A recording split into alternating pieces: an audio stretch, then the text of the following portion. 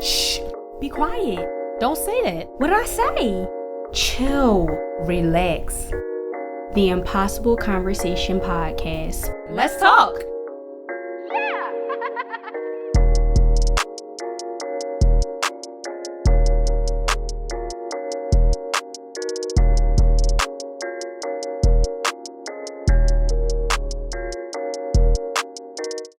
Welcome to the Impossible Conversation. I'm Coach Sarita. I'm Mira.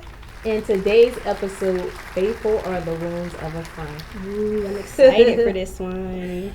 Well, it's so funny because to think about wounds in a friend is kind of oxymoronic because you don't think about having a friend and then they would wound you. But I think if we look deeper into what the meaning of that scripture really means, it's just saying that if a person is your friend, they're going to hurt you, but it's coming from a place of love. Right. So once you know a person's motive and you know, like, my friend would never intentionally hurt me. Right. If you remember in the Bible, Judas kissed Jesus and he was the one that was betraying. So you don't want that kiss from your friend. You want that wound. In the event that you're doing something that you shouldn't be doing, They can you check want you. him, check me. Yeah. And I think that's ever so important. I also think about this book that I read recently about Never Eat Alone. And the book is written about connectivity and community.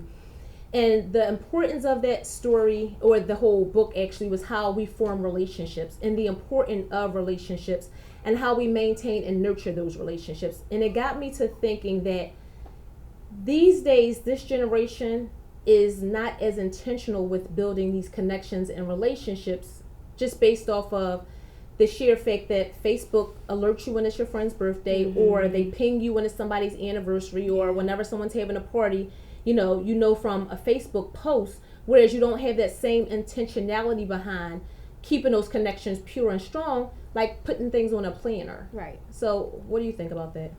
I 100% agree that friendships are not worked on as much as they were in the past and with previous generations because of social media and among many other things. But I actually came across a really interesting statistic by anthropologist Robin Dunbar. He says, on average, only 15 Facebook friends can be counted on for emotional support, and of that 15, only 5 are considered close friends. So that statistic just had me really wondering, how have we accumulated these hundreds of followers, and how has that clouded our definition of what a real friend looks like? It definitely has clouded it, because I know for a fact my daughter is a millennial and she has thousands of friends and followers. So what you're telling me is that only 15 of them, not even percent, 15 of them can she count on, and really 5 in the time of need will really be there for her. Yes. So now it makes me think, as a person who's late to social media, not really It's so all much good. interested. You ain't missing nothing. Yeah, I feel that same way, especially if you're telling me only 15 people really care. How did she accumulate this number of friends, followers, followship? Well, I know your daughter. She's very beautiful. So I'm sure that a lot of her Thank followers, are just really attracted to her. They love her beauty. They love her style. For me, I know that I have a lot of friends who I just went to school with. We may have not been friends, but we've seen each other around, and it's like, might as well, follow. And then another one that's not so good is girls, they kind of like to troll. See who their boyfriends like in their pictures, commenting. So it's like, I really want to see what she's about. So let me follow her, become a friend of hers. What they say, keep your enemies closer. So, Exactly. Yeah. I mean, that is quite interesting, because I was wondering how could she possibly have established all those friend groups. But like you said, the loose affiliations. So, if you went to school and then someone sees that, you went to school at the same school, Westchester, Dell State, Temple, whatever, then they just become your friends based off of that. The trolling thing is a little bit concerning, because I think that could potentially have a negative consequence to it. But I guess you should really know who's for you and who's not. So I guess it's really not a terrible thing, but it really does beg to question, what is a real friend? What does that even look like today? For my generation, real friends were people you can count on. Right. In the event something happened, you can call them up. They're there for you. They're going to console you when needed. They're going to just have a laugh with you when you need a laugh. They're going to allow you to cry when you need to cry. But those were still few and far between. So the statistic is kind of true, because if I think about myself in general, I probably have about a dozen friends that, I'll tell some things, just not so much. But then I have like those 3 close friends that, are like my ride or die. Yeah. If things go down, you're the one getting the Vaseline. So, I think the statistic is a little bit true. You want them to take the earrings off. Ooh, do what you gotta do. Don't mess with Coach Sarita. Don't mess with Coach Sarita. They got my back. But I really think that is, it's kind of true now that you say that. But I just don't have that whole entourage of that 1,000 that looks like we're friends, but we're really not. And like I said, you're not missing much. I definitely agree with the statistic because I only have about 3. They said 5, but that's reaching for my life. A good friend for me is a friend who is supportive. A friend that, is there for me in a time of need. I feel like I give a lot to my village around me, and I just think it's so important to have that person to give back from that village. Another thing that I would say is a good friend for me is a friend that's willing to say when I'm wrong. Like the quote started, faithful are the wounds of a friend. Yes. So I definitely need that friend that is going to keep it all the way real with me because, I know I can sometimes have a little bit of a smart mouth, a little bit of sarcasm. It's really my second language, but I definitely need that friend that's going to check me. Right. Another thing that I would like as a friend, I would say a friend that makes my comfort a priority. Okay. To know me is to know that I am really a homebody. I'm very indoorsy. So when I do go out or I am invited somewhere, I kind of am a wallflower. Okay. So I think it really makes me feel good when a friend, understands that, they acknowledge that, and they're like, are you good? Get up and walk around, or introduce me to their friends. Just make me feel really comfortable in that environment that I am typically uncomfortable in. Well, that's really good. Yeah. And to know if that's really a friend, she knows that about you. So they should be willing to say, okay, well, I can see Mira's been kind of alone for a minute, so let me check in. And I guess it kind of brings to one of the biggest highlights of a friend for me, which is that they have telepathy. Because I'm not one to ask for help. My pride is still being worked on, so I get it. But I'm not one to ask for a whole lot of help. But during this Corona season, when, I am juggling, being a mom, being a boss, being a business owner, and all the different priorities that I have, to now be slapped with homeschooling, it just is like, So I have a really good friend of mine who does have like a sense of telepathy. Like she's tapped into me enough to know, like, Sarita, I'm going to take the kids for you overnight. And just that little thing is just like, wow, thank you so much. I appreciate it so much more.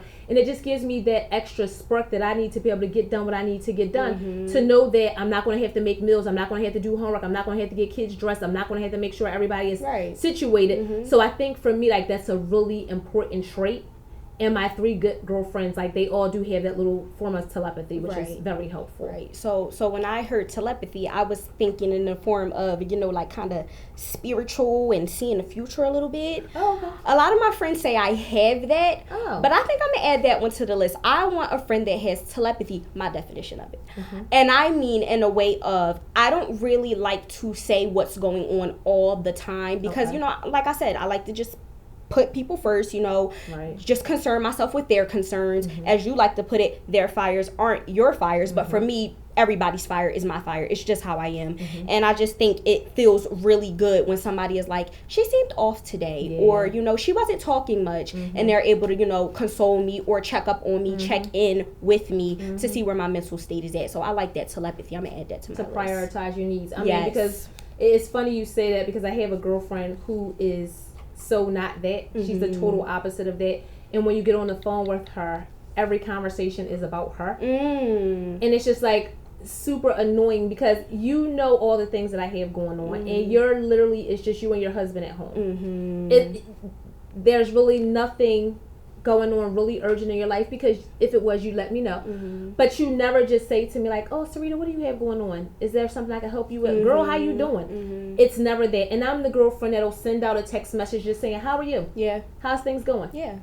Just to let you know that I'm actually caring and concerned about you. But for you not to extend the same thing, it just puts you in that 12 friend category versus the 3. I mean, which, everybody can't be a confidant. Jesus had it the same way. There was 12 disciples, and then there were the 3, right? Right. So, I mean, we have to realize and prioritize our friends based off of where we see them in category. Right. You know? I think a pet peeve in a friend for me, I just listened to yours, and I think one for me would be a friend who is unable to take accountability and apologize.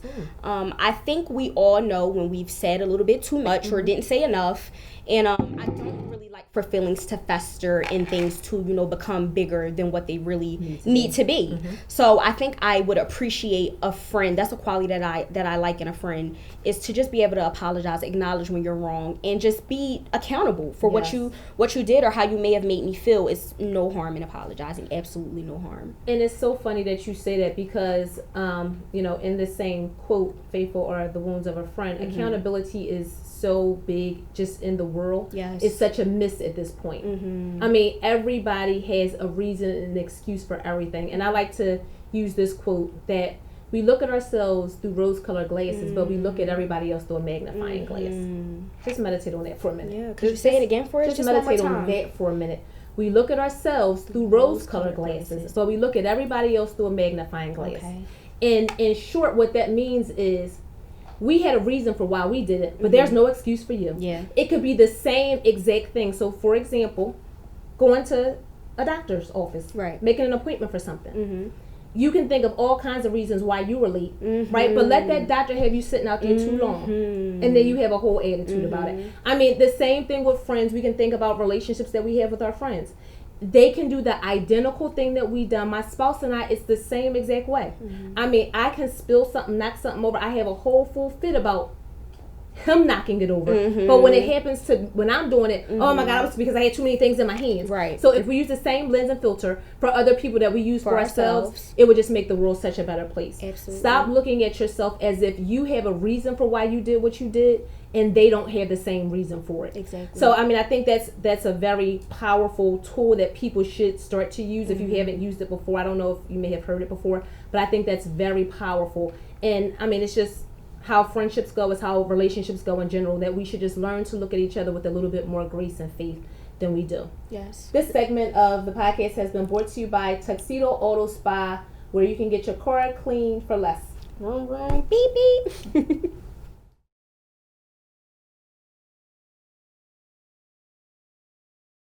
So I think understanding that different friends have different purposes, and when you understand those different purposes, I think we tend to experience a lot less disappointment when it comes to our friend relationships. So for example, I know I can't talk to every friend about my personal business, because sometimes you got the chatty friend, the mouthy friend who likes to spread your business around, or not necessarily with the evil intent, but some people just can't hold water.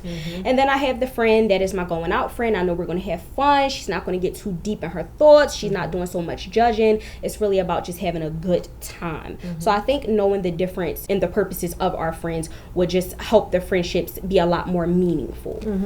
And I mean, it makes them more authentic too, because if you attempt to put a friend in a category where they don't belong, you can kind of get yourself into some trouble. So, my friends that are single, I don't talk to about marriage, because they can't relate. They don't get it. And they're coming from a totally different place. And I think that's where a lot of relationships get in trouble.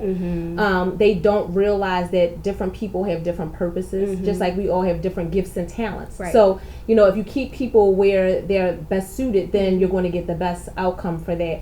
I mean, and I guess just like everything, there's a yin and a yang, there's a pro and a con, there's a good and a bad. So there's like a good friend and there's a toxic friend. And when I think about, toxic friends, unfortunately in my past, I was a toxic friend. So when I was in college, I think my defense mechanism caused me to be somewhat of a bully.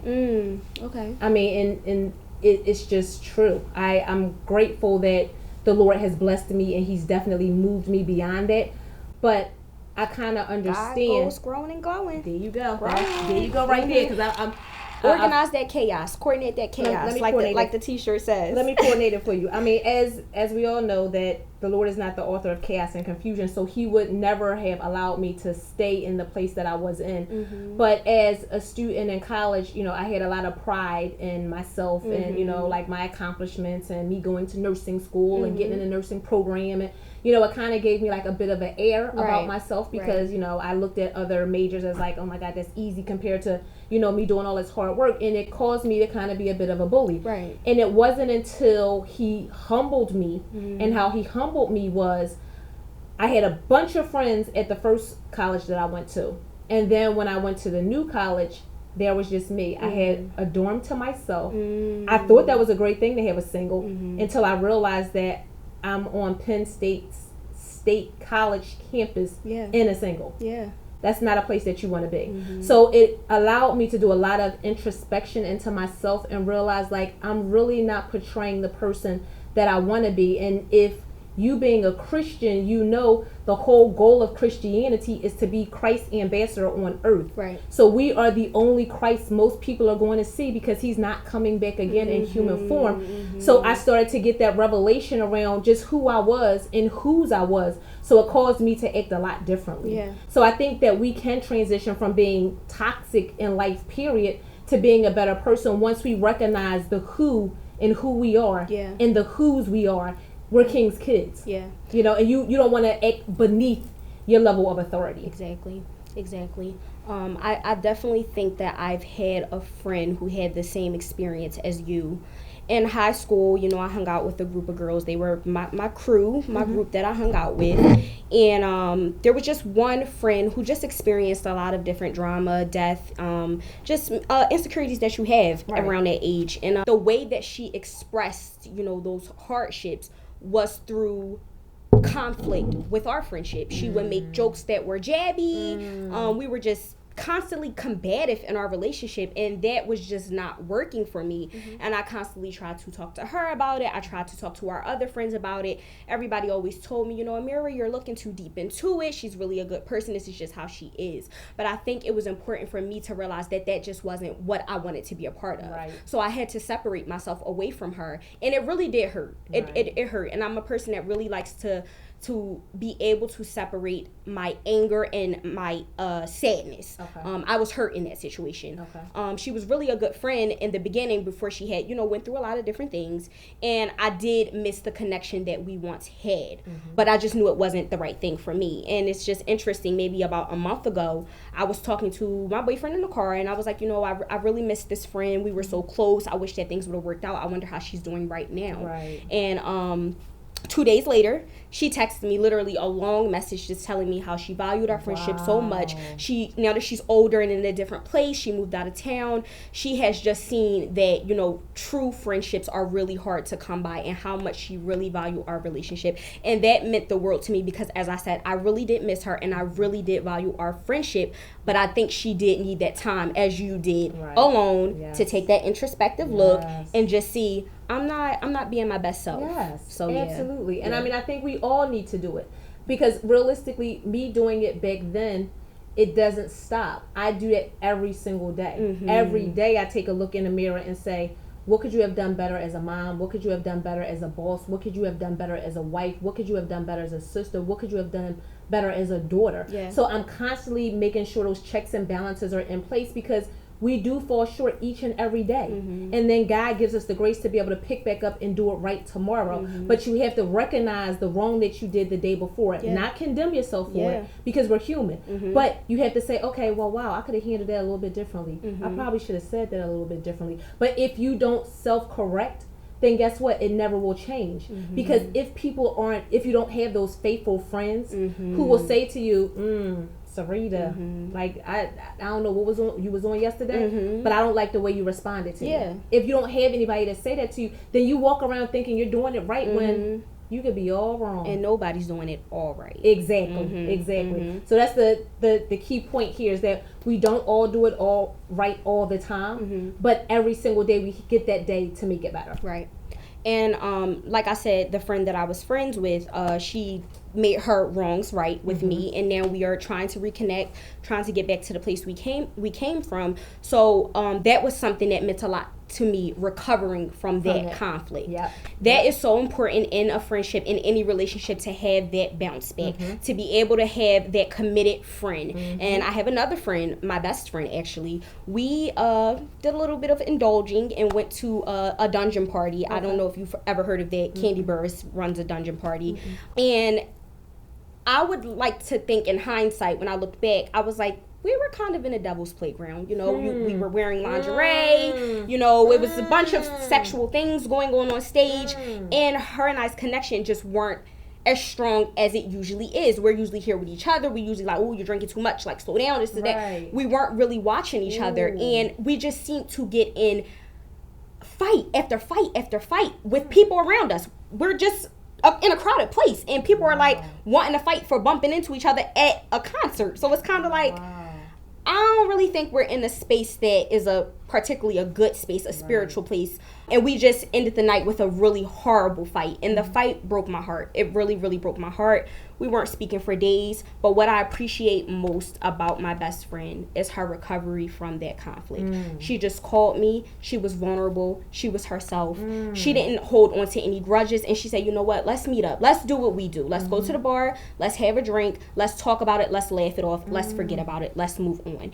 And that just meant the most to me. So I think in that moment, that's the moment that I realized having a friend that is able to recover from a big fallout like that is very, very important. It just takes maturity, it takes accountability, and it just makes the relationship that much stronger. And I mean, I'm just so happy to hear that it turned out that way. I mean, what I'm thinking in that situation that you're just telling me about is literally the Lord always tries to provide a way of escape, right? So when his children are anywhere that they should not be, he tries to get you out of there. So those little fights was just his way of gently tapping you on your shoulder saying, you don't belong here.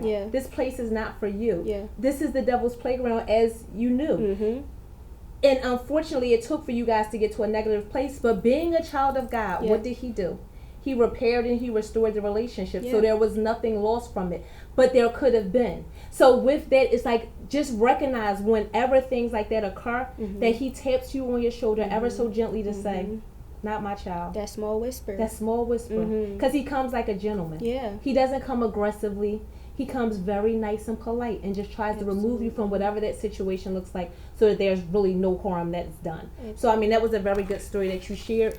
And I think it takes us to our point and our closeout of this message, which is, one loyal friend is worth way more than 1,000 fake ones. Be sure to follow me on Instagram at Coach Sarita. And me on Instagram at Amira Hester _. And check us both out on Instagram and YouTube at The Impossible Conversation. Like, comment, and subscribe. See you guys there.